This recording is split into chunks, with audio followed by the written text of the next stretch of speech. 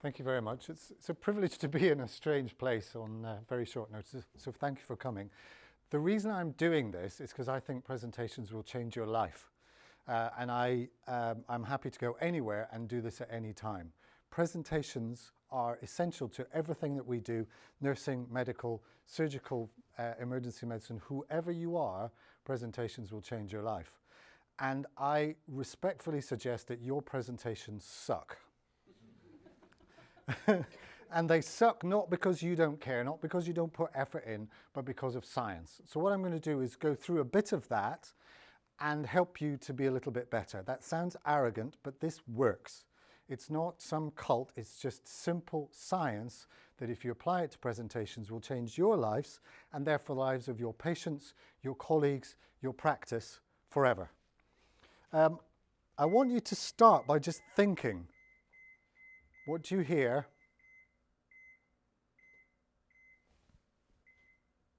What does it feel like? And now what you're going to do.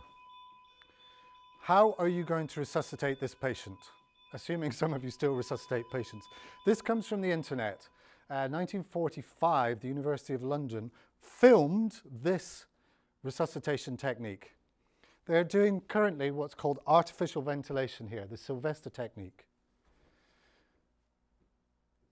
This is a live patient, but just think what they're doing, think how effective this is.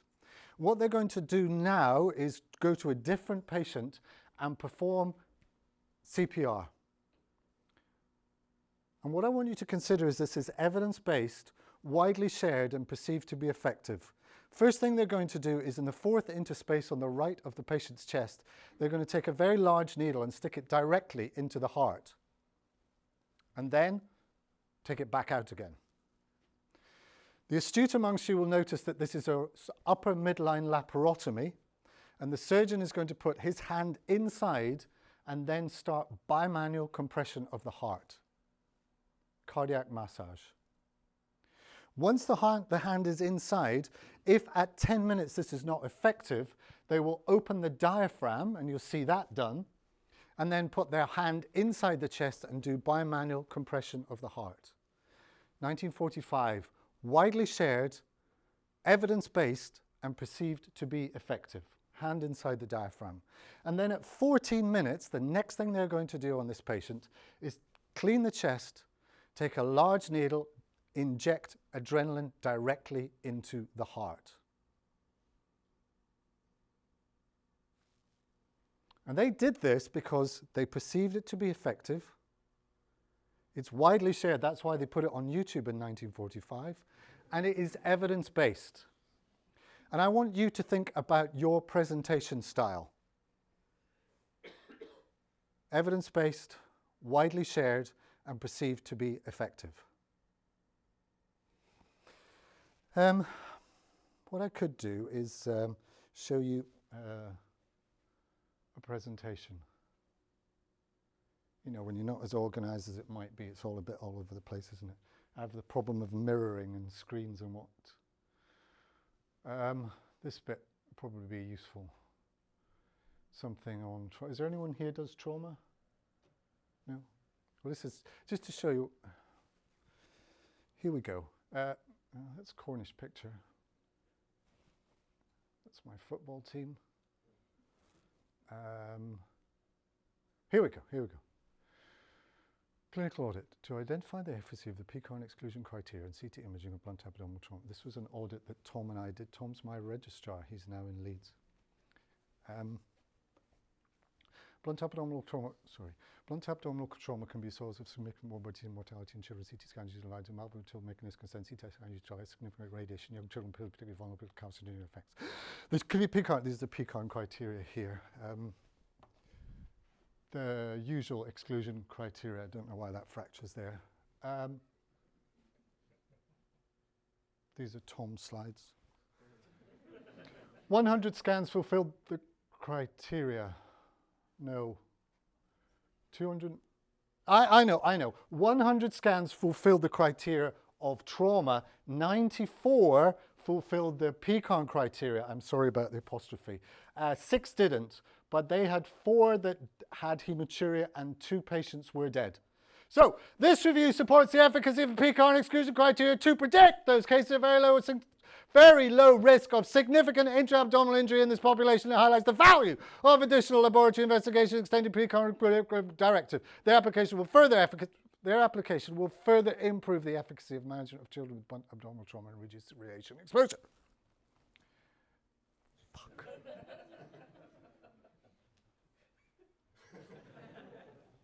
Reducing radiation exposure in young children is essential to prevent future malignancy. ALARA, I don't know what that means. That doesn't matter. Thank you. It gets worse, and sometimes the person that's invited me doesn't know that that's about to happen and just thinks, fuck. An hour of this madness. What was wrong with that? Anybody, what was wrong with that? You laughed, sir. What was wrong with that? I think too much information. Too much information. Busy slides. Busy slides. Boring. Harsh. You laughed. Too fast. Too fast. You're looking at your slides and not your own. Looking at my slides. You didn't present it in a way that helps me engage and remember it. Didn't know my data. You didn't know who made the slides. Didn't know. I did. It was Tom's fault. I'm going to get him. You apologised. Apologised. We all know what's wrong with presentations. Hands up those who've seen that presentation before. It's appalling. Hands up those who've given that presentation. Here's the question. Why do we present like that? Because we do, and bless you, you've come from all around the world, all around Cornwall, and you've seen that presentation all around the world and in this very place. Why do we present like that? Well, because I turned up late. You turned up. So, that'll be one of them. No, but why do we present? Why is that not unusual to you? Why have you seen that before? Why is that acceptable? Habit, that's a good one. Lack of time. No preparation. No preparation of the presenters. Lack of PowerPoint skills. Could be, yeah. I would say it was hurried, yeah. We're hurried. We're already taught how to present quickly. That's a good point. Hands up those who've given a presentation. Hands up those who've been taught. Yes, no, we decided. Yes, you have. How long was the presentation? They're teaching for presentation. Not very long. What, an hour, a day, a week? It would have been about an hour at least twice. Good, okay. And what's your job? Well, I'm a paediatrician. You're a paediatrician. So I've watched paediatricians for an hour twice. That makes me a paediatrician, does it? It doesn't. There is a skill in presenting. It is not a gift that becomes just because you're a senior nurse or a trainee in emergency medicine or a consultant surgeon. Just because you know stuff does not make you able to present. And most of us just copy the things that we see, and we aspire to the level of mediocrity that we see around us. So how do you think we should present better? What would you like to see, sir, in better presentations? Not really busy slides. Not busy slides, so less text. Yep. No slides. No slides. A presenter who knows his stuff. Okay, or her stuff. Just engagement. Engagement. Nodding your head. Engagement, just key points. Key points. Yeah, I think key points summarised maybe in a diagram or something. Okay. What I've shown you is that we all know what is bad in presentations. We all have an idea of why we are bad at presentations. We're not trained, we copy other people and we sort of think it's acceptable. And we all know how we'd like presentations to be better. So my question to you is, why, knowing that, do you still give presentations that suck? Because it has to do with time, it has to do with conformity, and it has to do with not really caring. We all know that presentations suck. I'm amazed that you've come to hear some muppet you've never heard, but still we expect the Times New Roman Centre justified death by bullet point approach, and the vain hope that somehow it'll be a little more engaging, a little more different. But what I'm here to tell you is that presentations suck because of science, and it's not your fault. It's not your fault as the presenter, nor your fault as the audience. Now, I'm a surgeon and I wait. Is there an anaesthetist in the building? I wait on anaesthetists. They call it anesthetic, and I call it waiting time. And it's, I had a meeting with an anesthetic colleague of mine to talk about presentations, and she was half hour late because she was looking after a patient, but that's fine. And in that half hour, 8 years ago, I had this moment of clarity, that a presentation is made up of 3 parts: a presentation, and a presentation. The first part of the presentation is what I call the message. Whatever it is I have here that I want to give to you. That's presentation 1. Presentation 2 is whatever is behind me, what I call the supportive media. So that if that happens, amazingly, I can still keep talking. I'm not tied to it and like it's going to be the only thing in my life. And the third part is what I call the delivery of the presentation. P1 is the message, P2 is the supportive media, and P3 is the delivery. And if you put all those together, you come up with this very simple formula that the value of a presentation is the product of the message, the media, and the delivery. So if you think about a great presentation that you've been at, something in that rang bells for the message, the media, and the delivery. Now the person next to you might have thought slightly different, and it's all about you. The example I give, Romeo and Juliet, that's P1, story that has stood the test of time. P2 will have the Royal Shakespeare Company at Stratford-on-Avon, the best lighting, the best props, the best costumes, everything amazing. And P3, the actors who struck their hour upon the stage. You can see the value of that presentation, what I call the P cubed value, will be pretty good. Now, let's keep P1 the same. Let's keep P2, the Royal Shakespeare Company at Stratford-on-Avon, but P3 are a bunch of 11-year-olds from Stratford. Costumes don't really fit. They forget their lines. They come on from the wrong place. They stab Juliet. It's all a bit shabby. And you can see that the P cubed value of that will start to fall. Unless you're their parents. And that's where we need to start with presentations. That the value of this presentation is not how awesome I think I am. I think I'm incredible. But if you don't, the value is minimal. The value of a presentation starts with the audience. And that's what I call the P cubed value. What you think. And the person next to you may think completely different. It's all about you. So this is where I started, this idea that your presentation sucks. It's not your fault. It's not that you didn't put time and effort into it. It's because of science. And this is really important. This is not fashion.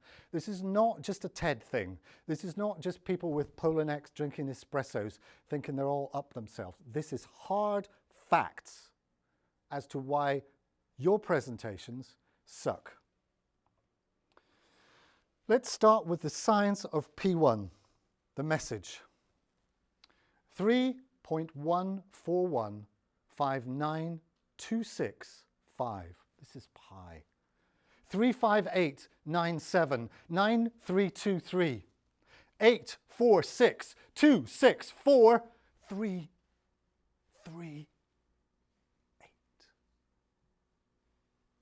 So I have delivered that with passion and engagement, and you have all read along with me. Is there anyone out there who now knows pi to more numbers than you did before? Passion, engagement, and you read it with me. Here is a horrible fact. You do not have a USB bolt in the back of your head. We firmly believe that that's how this works, that people just give us information and it will be retained. In a 10-minute talk, over 200 items of information are usually delivered. I know, cardiac physiology. It does not happen like that. What happens is those 200 just disappear in, and what we're left with is 7. Gosh, I really could do with my remote control. 7 if you study. If you actually set out to study, you will retain 7. That number up there is the number that you will retain if you don't. 1.5% of the data that is transmitted is likely retained. Imagine if you only got 1.5% of your salary. 1.5% of your annual leave, we would be pissed. But we have this firm belief that just because it's been broadcast, it's been retained. The two scariest words in the English language: mandatory training. And what happens there is they sign you in. They want to know that you were there. Have you ever been checked to see if you retained any of the information? The concept that just because they deliver the latest handouts on the structural approach to X, Y, and Z, that you have received that, that's like Amazon saying, we did deliver the £3,000 television to your house. I'm sorry it wasn't there when you got there. Delivery is not the same as receipt. Your presentation sucks because of science in terms also of the supportive media. And there is more to your presentation than simply what is up there on the screen. But let me show you something. Koslin et al. Downloaded 120 PowerPoint presentations from the internet and assessed them from a psychological point. You're reading that, yes? Do you see up there in the second line it says, please stop reading this? I presume you read past that. Oh, you haven't got there. Has anyone read past the please stop reading this bit? Okay, so let me make this easier for you. It's all okay now. 93 psychological principles Koslin et al. Identified as being broken by PowerPoint. And that does not matter whether it's scientific, teaching, or business. 93 psychological principles. The big problem was when they asked the audience, they did not know what those principles were, and they couldn't identify what the problems were. They just knew it made them feel a bit bad. 93 principles. But when it comes to text, my friends on the front row here that I was watching are as stupid as chickens.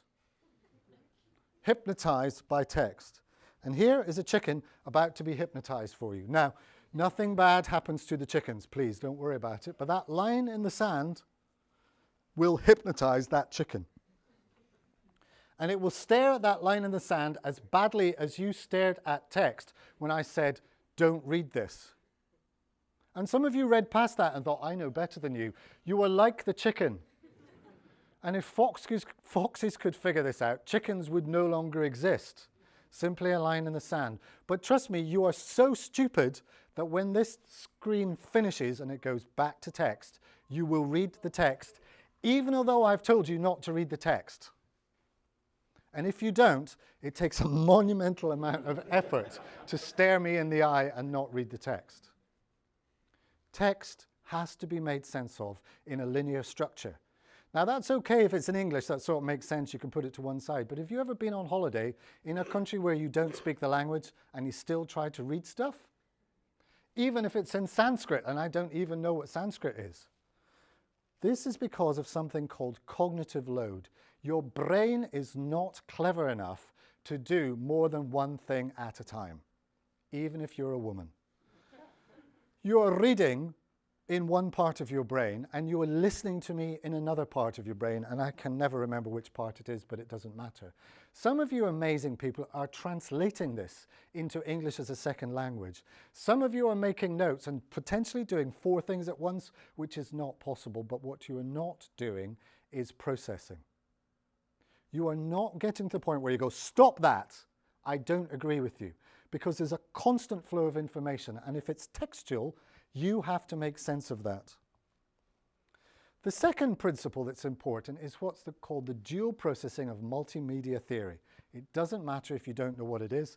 That's a cat, K-A-T, which is monumentally patronizing, isn't it? But we go to, if we think about that, children of 5 put up with this, running along with fingers and going, this is a cat, K-A-T.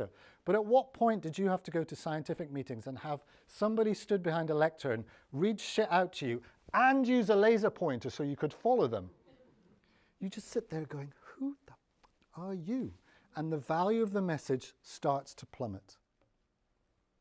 It's like this. Here's a wall, picture of a wall with wall on it and wall in the title. Why did we become so stupid that we need aims at the top for someone to say, the aim of this project was this? No, it's crazy. Your presentation sucks because of science. The science of the message, the science of the media, and the science also of the delivery. Watch this piece of magic. We're all now staring at the screen. And now you're looking at me. And now you're looking at the screen. Simple body language affects how people think the message is important.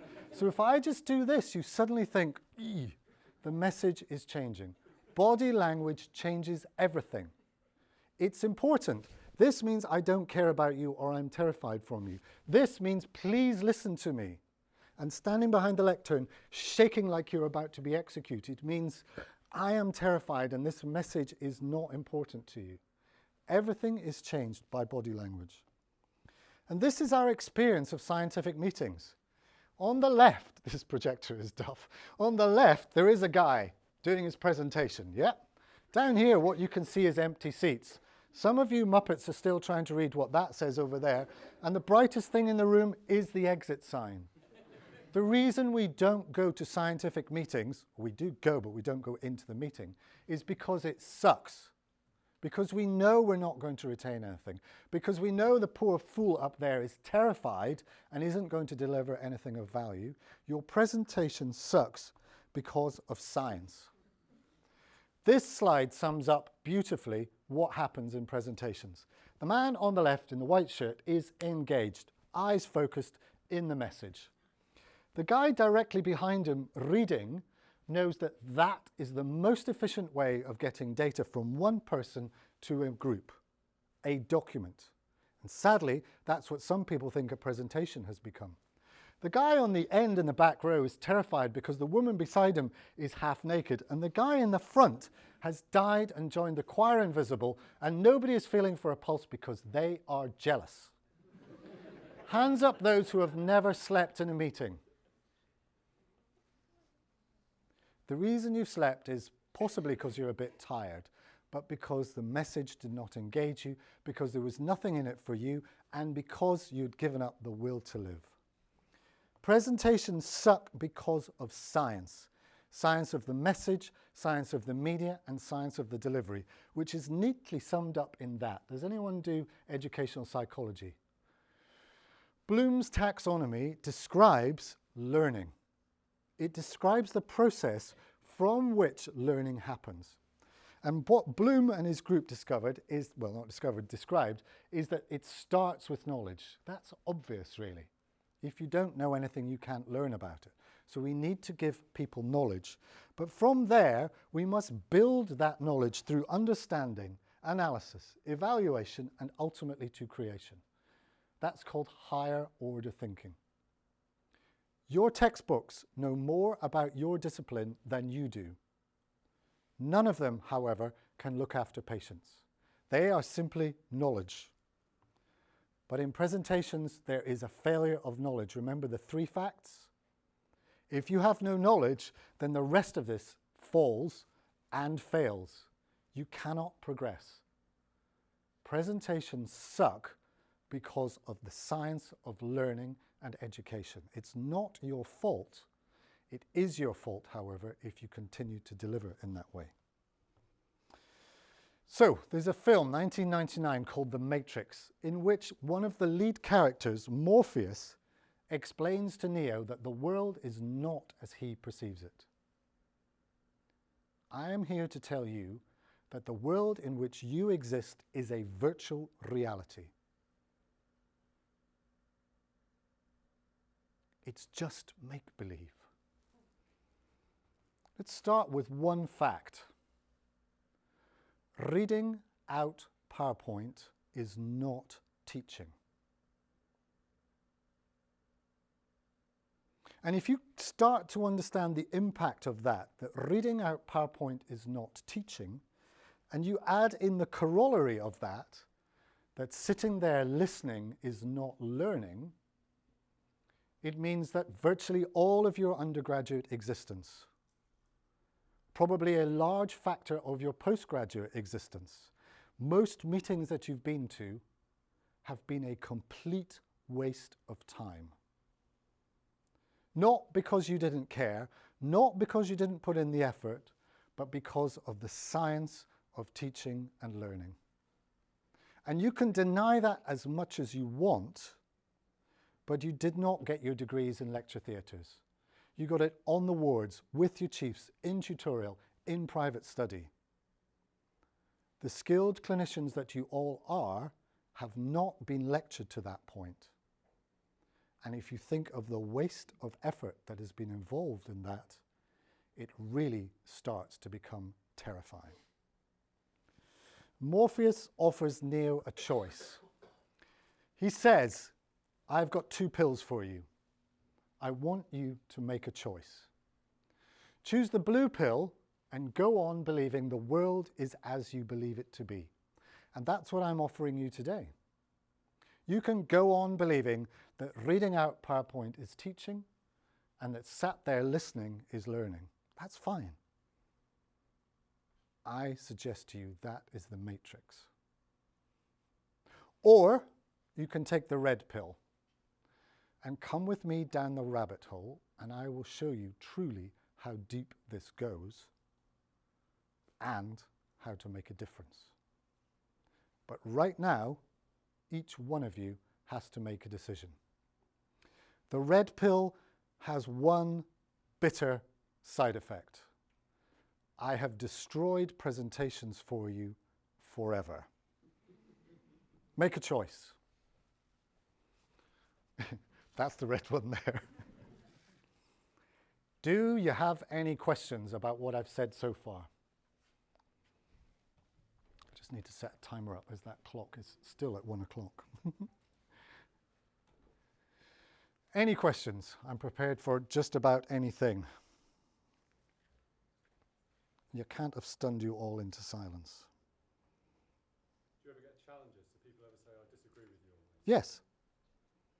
I love it when they do, because at least they're thinking. The problem is that most people don't challenge it because they recognize that it's true. And it's not, I can give you all the papers that you want, but here's a challenge. The last presentation you were at, can you even remember it? Can you remember 3 new facts? That's the evidence. And it's not because you don't care. It's not because you didn't put in the effort. And importantly, that means as an audience, I had one woman come to me and said, you have saved me from a life where I thought I was the fool being in lectures and learning nothing.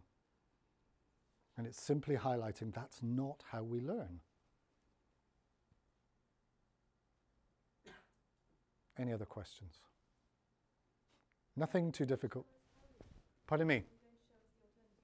That's what a good presentation does. It makes you want to answer the next question. And that's what the next half hour is about. I went to Sheffield Medical School. Why didn't you ever tell me this 20 years ago? Where was I 20 years ago? The interesting thing is that this is not new knowledge. They have stopped doing research on PowerPoint as being bad because it's all out there. It's just in the psychological literature and we don't read that. But the truth is what you feel, that you know this to be true. Okay, so to answer your question, that's how this should work. I started just writing down these ideas in a blog post on what was originally Blogger in Google. And it is true that if you write a blog post, no one reads it. But eventually people started to do so and then asked me questions about it. And I just kept writing about what I felt, why I didn't like bullet points. And it started to become clearer. And it's now on a website. It's as free and you can go there and get all the information that you could possibly want on presentation skills. I am a presentation geek. I accept that. Even on my holiday, I'm coming here to talk to you about it. But this website is full of information that helps people to think differently about presentations. If you look up the top in the menu bar, one of the important ones is that one, hashtag HTDAP, how to do a presentation. And if you go there, there is a breakdown of 8 individual presentations and how to do them. So there's the first of 22 lines of what to do about how to do a presentation. That's complex stuff, and at the top is the URL. That's all you actually need to know about how to do a presentation. But that in itself is complex, so I've stripped it down into that. Hashtag HTDAP, how to do a presentation. And what I've shown you in 30 seconds is how to do a presentation. It may be hugely complex, the topic that you have. It's not about patronizing or minimizing people, but it's about stripping it into an identifiable message, whether that's about your business case, a keynote speech at a scientific conference, or a simple teaching. A simple message which itself is memorable. No one can remember the URL I showed you. I can't. But you can remember how to do a presentation. And if you put hashtag HTDAP into Google right now, or later because you're interested, it will take you directly to my website. Imagine if you taught someone complex information about how to manage teenage diabetics who are septic as a single identifiable message, that someone came to you 5 years later and said, I remember because of what you taught me and I saved this child's life. Isn't that what teaching and presentations are all about? Not just filling the room, not just getting ticked off as part of mandatory training, but actually changing lives. And we can all do that. This is a skill. I am good at this because I've studied it and practiced it. It's not a gift. It's something that we can all be a lot better at. So if we consider the simple formula, P1, P2, and P3, each part is essential in a presentation. It is not simply about making your PowerPoint better. We need to start at the very beginning with P1, the message. This is the matrix that we're looking at, and this is what happens. People are all about the what. More information equals more knowledge, more learning, more death by PowerPoint. When I asked you how do you want it to be better, you said less. What we have to recognize is that in the matrix, that's why things go wrong. So what we're going to do, being aware of what the matrix looks like, is change from the what of data to the so what of a message. So what does this mean? So what should I do? So what is the next step? The most important place to start any presentation is in the front row. It's not about how awesome I am or what I want to tell you, but what you need from me. And that should change the presentation fundamentally. If I'm teaching about CPR, I can't even say the word anymore, and my aim is for you to walk out that door and potentially resuscitate a patient in the car park, that would be very different teaching than if I'm trying to get you to pass the FRC anesthetics exam, the section on cardiopulmonary resuscitation. It's about what do the audience need, not what do I want to give them, but what do they need from this message. And so very few of us start there. Most of us start with who was the first person who described it, in what year, and what paper was it published in. Who gives a stuff? That's not what learning is about. It's about what are the audience going to do with it. This is a picture of the Reichstag, the German Parliament building. The astute amongst you will have noticed that it is covered in cloth. The aim of the artists, Christo and Christo, was to cover the Reichstag, which is as insane as a 45-minute talk on diabetes. You cannot cover everything everyone needs to know about it. And particularly when you look at an audience and see that they are young and old, experienced and inexperienced, and you don't know which. It may be the youngest person in the room has had diabetes for 18 years and knows more about it than the professor does. It's about understanding who the audience are and what their needs are, not just the delivery of a ton of information, because that overwhelms us and we don't retain it. The aim of the artist was to cover the Reichstag. The objective is something different. And anyone who simply says, aims and objectives of this talk are this, doesn't understand what that means. Or they're Spanish, because I've recently discovered that aims and objectives in Spanish are the same word. Who knew? Spanish people. The aim of the artist was to cover the Reichstag. The objective was to have people consider that Parliament building. What happened in there in 1934 when Hitler came to power? What happened in there in 1945 when he killed himself?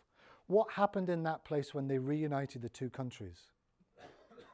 The objective is about what the audience feel about this. That's madness. Who let them do that? What does it mean about my Parliament building? Aim is about me as the speaker. Objective is about you as the audience. The two should match up, but they are not the same thing. And importantly, our presentation is a lens on that topic. It cannot take everything in. In the same way, I don't know if any of you saw the partial eclipse last night. It was amazing. Try and take a picture of that with a shabby phone, and it really is not the same thing. The aim of a lecture is about teaching. The objective of a lecture is about learning. And we have to recognize that those two things are connected, but not the corollary. It's not just a ton of information that makes people understand what learning is about. And we need to relearn what learning is all about. We have the privilege of being the lens on that topic. And we must consider Bloom's taxonomy. For our topic, whatever that is, the fourth quarter business case is about knowledge, but it's also about understanding of the implications of that, analysis of what the future will bring, evaluation of how we change that, and creating an answer for that problem of the fourth order business case. In the same way as teaching and keynote speeches are, it's about taking the audience with us to the point at which there is a single identifiable message. The last talk you went to, did it have a message, or was it just facts? Can you even remember what it was? What we need to do for any talk is start at A and get our audience to B. And we get to choose where B is. It's not all about the audience. But if it's just Cinderella got married, no one would care. We have to have some emotional engagement with it. How you do that is up to you. I firmly believe everybody is managing diabetes wrongly. Who are you to tell me how to manage diabetes? But you're at least engaged. Have you ever considered there's one thing wrong with what we do in rapid sequence induction? I thought there were two. People are starting to engage even if there's thousands of people there. They want to know the answer, or they want to disprove you. They're not just reading facts, and that's what we need to do. Inject something that makes people engage with the story. 17 minutes is TED Talks. I don't know if you recognize that. There are short ones, but the standard TED Talk is 17 minutes long. That's the science of how long you can concentrate for. The astute amongst you will have noticed I have spoken for more than 17 minutes. What I've done, though, is get you to answer questions, to engage, to think differently. Have questions in the middle. And that way we can reset the clock. But no one, however amazing she is, can maintain your attention for longer than 17 minutes.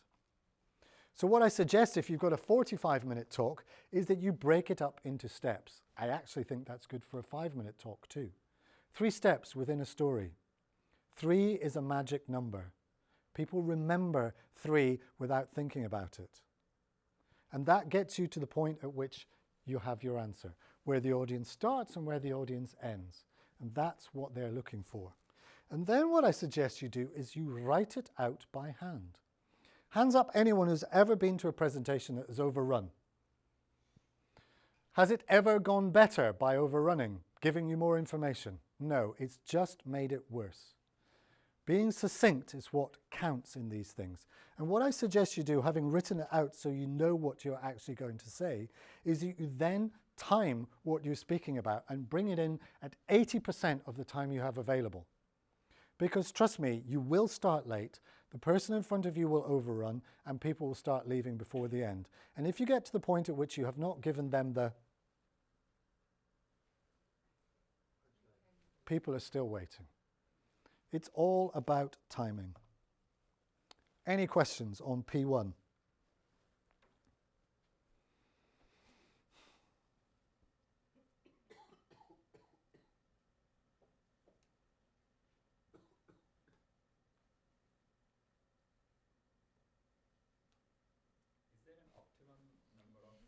topics to give out? You know, you said people can only remember about 7.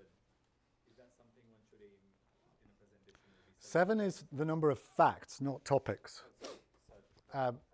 So I would say go for 3 because people will remember 3 even if they don't work at it. And 3 parts of a discussion that they will remember. The important thing to recognize is that the learning does not finish here or at that door. You want it to carry on afterwards. So they'll come back and go, that lecture you gave, that was amazing. I want to know more about that. And then they're going to go and get it. And that's where we got our learning from, not in the lecture theatre. We wanted to go and find out more, and that's why we've done the different things. Somebody engaged you about your topic and you went, that is me. I want to know more about it. So restraint in everything. A lot of what we do is like in the conferences is multi-day sort of thing. Yep. When you have different brilliant presenters giving brilliant talks and still get people engaged, I think that's impossible. No, it's too much. It's too much. If you go to a restaurant that has a menu of 8 courses, they are tiny ones. Tiny little bits that go together. But if you have 8 hours worth of awesomeness, you will actually just give up because it's too much. We have to recognize that's not how we learn. So is there any way of organising, if you've got like a course or a meeting or, because we do organise these sort of events, of limiting it to an hour's worth of... Yeah. Absolutely. I organised an oncology seminar and I got 5 speakers and said, you have 10 minutes to talk. And my buddy goes, there's no way I am doing advances in neuroblastoma surgery in 10 minutes. And I said, that's fine, don't. Okay, I will. And he said that was the best talk I had ever given because I stripped it down to the basics and helped people to understand it rather than fill in the other 30 minutes that we usually just add in. In 1886, Hirschsprung first described this. We don't care about that. We just want facts. But we have to recognize that this, as a way of learning, does not work. So we have to make it better. We have to make it interactive. Do things like say, just write down one fact you have retained in the last 10 minutes. Ask your neighbor what they disagree with. Start to think differently. Move around. Change things. The science of education has advanced, and we have sat in the audience and watched it and done nothing about it. So yes, but we need to think differently. 3 days of sitting in a conference listening does not work, and you know it. If we're saying presentations suck or they're not the way to learn, rather than just saying let's improve them, why don't we get rid of them completely? We could do, but there is a real value with respect. My colleague here has heard what I've had to say, but he's actually getting to see it live. It's like listening to your favorite band. Live, everybody is better, even if they suck. There's an engagement, there's a physicality, there's something that's of value. The best example I can give you is most people say the best presentation I heard was when the professor turned up and forgot her slides. So she just spoke to us. And you get so much more from a person sharing their insights rather than reading facts to you. So yes, there is a value in it. Right, need to keep moving so we get there on time. P2, this is the world. This is the matrix. We firmly believe if you write stuff down, people will remember it. Put more stuff in, more data, even tiny little references down the bottom, more data. It does not work. What we have to recognize is that is the matrix, and we have to change. We have to illustrate what we're talking about, not annotate it. We have to add to the message, not be the message, because for so many people, this is what they have. This idea that P2 is the message. I'm terribly sorry I missed your presentation yesterday. Could you email it to me? As though everything that is possibly encapsulated in today's presentation is available in a PowerPoint slide. It isn't. They are 2 different media, and we've got to stop doing that because P2 is not P cubed. It cannot be. What you need to ask yourself, therefore, is what is your P2? What is your supportive media about? For a lot of people, it's their script. For a lot of people, it is this, their download. The bastard child of your slides and the document rammed together, read out to people, and heaven forbid, printed off so people can read it. And some of you are still trying to read about blunt abdominal trauma. But also recognize that your audience are junkies, and if you don't give them bullet points, they'll start to get a bit antsy. And they're a bit more demanding, and then aggressive, and then write out very bad critiques for you. He taught me nothing. Garbage. you learnt nothing, that may be slightly different. But we have to change how we teach and how we learn. The two are not the same. So what we should do ultimately is illustrate our message. And people say how. This is Toy Story, the storyboard from Toy Story 1. I haven't seen 4 yet, so don't spoil it for me. But if you look, there are big gaps between the action. And that's what our slides should do. They're not a constant stream of information that we're looking to fill in. They should be a beginning and ultimately an end of what's going on so that we know where we're going to go to. Not a title slide and not a slide, please, that's got 2 hands at the end saying thank you or some sunset or a picture of your family on holiday. Ideally, 3 steps. Those 3 steps, I would suggest, can have 3 slides within them. And that's a reasonable way to illustrate any talk, apart from this one, which has got millions in it, so we can talk about that later. Hands up those who've got an iPhone. You idiots. It's not the best phone. It's not the best operating system. It certainly does not have the best battery, and it costs a fortune. The reason you have an iPhone is because of this. Design matters.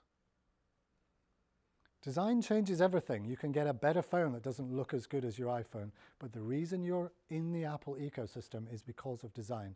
And we have to recognize that Times New Roman, center justified, bullet point, death by Times New Roman, Microsoft Blue Wave, sucks. It just shows you to have no insight, no approach to design, and no care for your audience because it's just the same. You count the next lecture, presentation meeting you go to, how many Microsoft Times New Roman, Blue Wave, center justified bullet points there are. This is a real slide which is made even better by the projector. It's talking about the difference between heart attack and heart failure. Some of you are trying to read it, but what I'm telling you is that this is the matrix and we have got to stop doing this. How we do that is up to you. That's where creativity comes. But we should illustrate our message.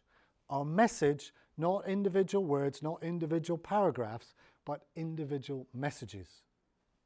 How you illustrate that, as I say, is up to you. One way to do it would be this, where we consider a man thinking about the difference between heart attack and heart failure. Because right now, you are thinking about the difference between heart attack and heart failure. Some of you, however, are thinking it's lupus.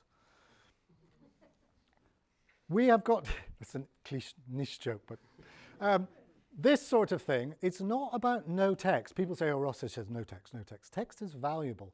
But if we're considering the difficulty of recruiting sub-Saharan African women to a trial of HIV therapy that they have contracted due to sexual abuse, this does not help you. That's the matrix. We have to think differently. How can we illustrate how difficult that is? And one way is to add text into an image to make it mean what we want it to mean. So if you look at this poor woman and consider how she contracted HIV. And now think about the difficulty of recruiting her to your trial of the management of HIV. Text can change impact. And right now you've got a feeling in the back of your neck that it's actually about thinking differently about how you've retained that information.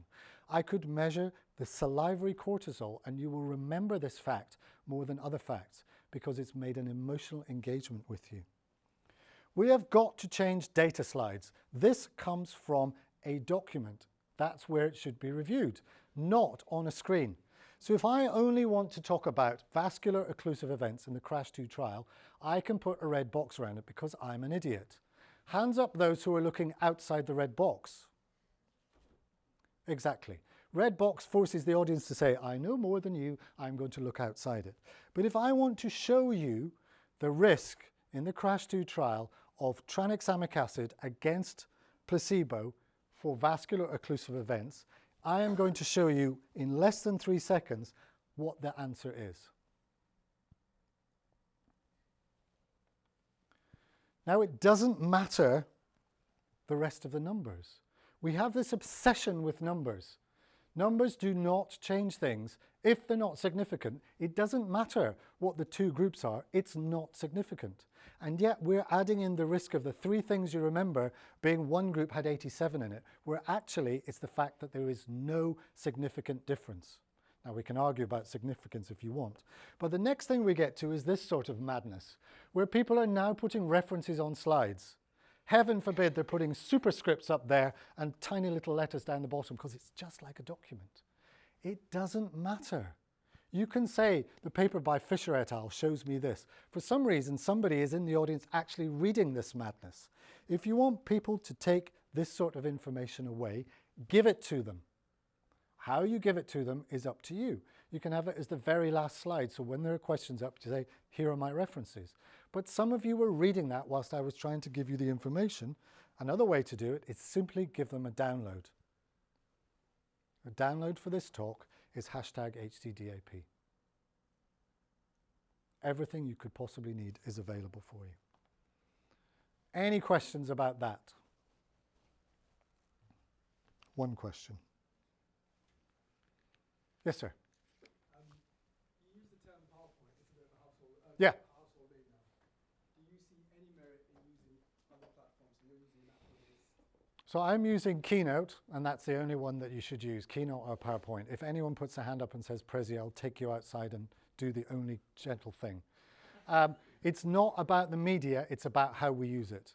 The worst thing is people using Prezi with Keynote and just ramming it in and making it swing around and all over the place. If you don't know what it is, don't worry. No, it doesn't matter. It's what you use. It should only be illustration. Right, the last thing is that we have to recognize that we still have to perform this. We have to deliver it because P3 is not a reading, and we hate being read to. It's a performance. This is a performance. This is a performance because I value this message. And if you don't, and you want to hide behind that lectern and shake like a leaf and just speak like this, then your message will die. We have to do something about that. And some people say, oh, well, you know, but if...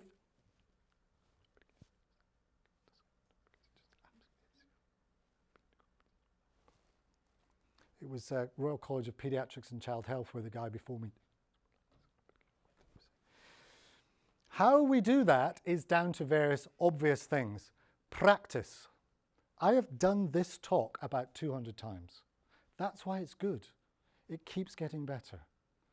Those of us who have read our PowerPoint out from our laptop twice before the big scientific meeting deserve everything you get. You're not valuing yourself, you're not valuing your audience, and you're not valuing your message. It is worth more than just reading your PowerPoint out. And it comes down to preparation. I want to say thank you to my friend here who's been running around the last 5 minutes before I started, trying to help us do this at the last minute. It should never be the last minute. We have to set off on time and deliver in time. And that takes knowing what you can do with different problems that arise when you don't know what the problems are. 9 to 5, she is a consultant pediatric surgeon, but tonight she is Brunhilde, and she is bringing home the Rheingold. And it sometimes takes you putting on special costumes and horrific makeup and getting up on the stage and thinking, this is worth it because I care about the care of the elderly in the community, and that is why I'm doing this thing. And if we don't, then trust me, your audience won't either. Stage fright is real. Okay? I'm showing you that not because I'm embarrassed by it, because it's real. My heart rate is 120 and I cycle like a beast to be fit, but I am stressed by this. It doesn't go away, but it's about managing it. And if you don't manage it, then the delivery won't happen. But ultimately, we all need feedback on how we deliver. And this one is very common. Someone stands up at the end of a presentation and say, thank you very much for your excellent presentation. I've very much enjoyed it. They didn't. That's just what they say. It is not a critique on how awesome you were. It is just a critique on how foolish they are. Please stop doing it. Because you will see the worst presentation in the world, followed by some louche at the microphone saying, thank you very much for your excellent presentation. I very much enjoyed it. Just don't. Just say, thank you for your presentation. This is my question. Do you have any questions?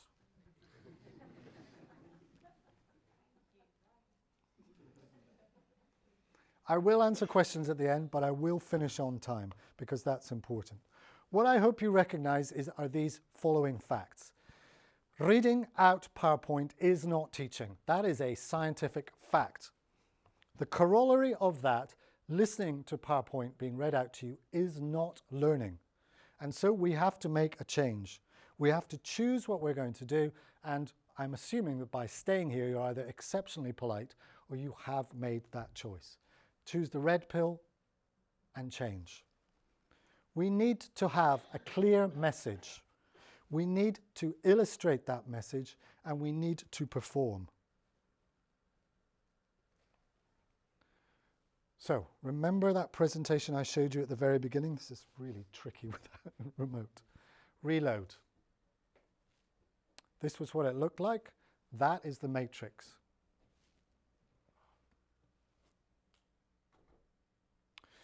Pediatric trauma is scary. It's scary for those involved in it, and it's scary for those of us who manage it. Mostly what we're afraid of is monsters in the closet. Hidden injuries, injuries we can't see, so we use CT radiation to diagnose every monster in the closet. That's fine until you recognize there are 250 chest x-rays worth of radiation in a pediatric trauma CT.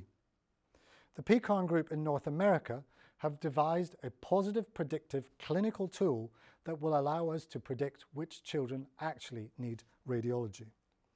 At Sheffield Children's Hospital, a paediatric major trauma centre, we reviewed our work over a 4-year period and found there were 100 trauma CTs carried out for trauma. 94 of them were correctly predicted by the PECARN criteria. 6 weren't. 4 had hematuria. 2 patients were removed from a car in which there were fatalities, and therefore 100% of our trauma CTs were carried out for appropriate clinical indications. There are monsters in the closet. Not all of them are scary.